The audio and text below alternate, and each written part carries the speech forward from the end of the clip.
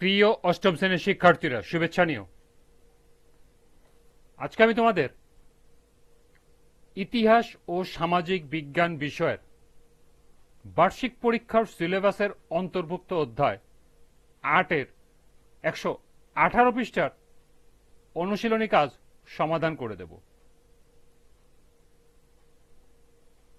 প্রথমে তোমাদের বলবো, যারা আমার চ্যানেলটি সাবস্ক্রাইব করো নাই তারা আমার চ্যানেলটি সাবস্ক্রাইব করবে এবং আমার সাথে থাকবে। তাহলে চলো আমরা ক্লাস শুরু করি। ১১৮ পৃষ্ঠায় একটি অনুশীলনী দেওয়া আছে, লক্ষ্য করো। প্রাচীন গ্রিস ও আমাদের দেশের কাঠের জাহাজের মধ্যে পার্থক্য খুঁজে বের করো, মিল অমিল লেখো। অর্থাৎ সুপ্রাচীন গ্রিসের কাঠের তৈরি জাহাজের সাথে আমাদের দেশের কাঠের তৈরি জাহাজের মিল এবং অমিল বা পার্থক্য তুলে ধরতে হবে। তো চলো এখন আমরা এ প্রশ্নের সমাধান দেখে নিই।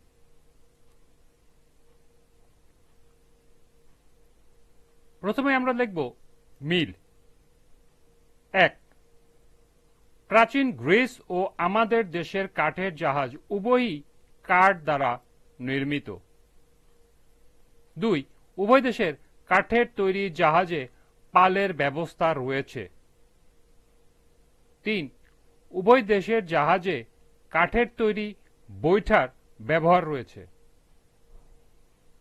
এবং সর্বশেষ ৪, উভয় দেশের জাহাজ বিভিন্ন ব্যক্তি, বস্তু ও স্থানের নামে নামকরণ করা হয়। এই ছিল প্রাচীন গ্রিসের তৈরি কাঠের জাহাজ এবং আমাদের দেশের তৈরি কাঠের জাহাজের মধ্যে মিল। এবার দেখব আমরা অমিল। প্রাচীন গ্রিসের কাঠের জাহাজ ছিল আকারে বৃহৎ, অন্যদিকে আমাদের দেশের কাঠের জাহাজ আকারে ছোট। ২, প্রাচীন গ্রিসের জাহাজের নির্মাণ শৈলী ছিল জটিল, অন্যদিকে আমাদের দেশের জাহাজের নির্মাণ শৈলী তুলনামূলক সহজ। ৩, প্রাচীন গ্রিসের জাহাজ নির্মাণে ব্যবহার করা হতো ফার, পাইন এবং সিডার কাঠ, অন্যদিকে আমাদের দেশে ব্যবহার করা হয় শিমুল, মেহগুনি, করই, কদম, দেবদারু ইত্যাদি। ৪, প্রাচীন গ্রিসের জাহাজ সাধারণত যুদ্ধে ব্যবহার করা হতো, আর আমাদের দেশে যাতায়াত, মাছ ধরা ও পণ্য পরিবহনে ব্যবহার করা হয়।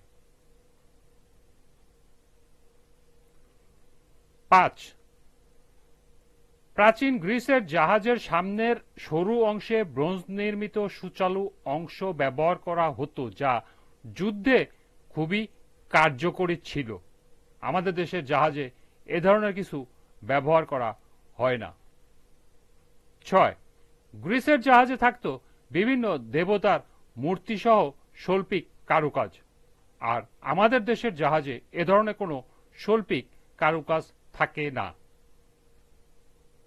সর্বশেষ ৭, স্থায়িত্বের দিক থেকে আমাদের দেশের জাহাজের চেয়ে প্রাচীন গ্রিসের কাঠের জাহাজ তুলনামূলক দীর্ঘস্থায়ী। এই ছিল প্রাচীন গ্রিসের তৈরি কাঠের জাহাজ এবং আমাদের দেশের কাঠের জাহাজের মধ্যে মিল এবং অমিল।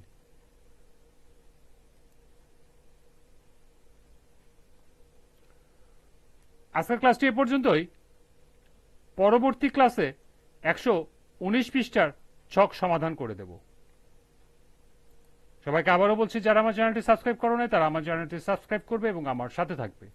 সবাইকে পরবর্তী ক্লাস দেখার আমন্ত্রণ জানিয়ে আজকের মতো আমি এখানেই বিদায় নিচ্ছি। আল্লাহ হাফেজ।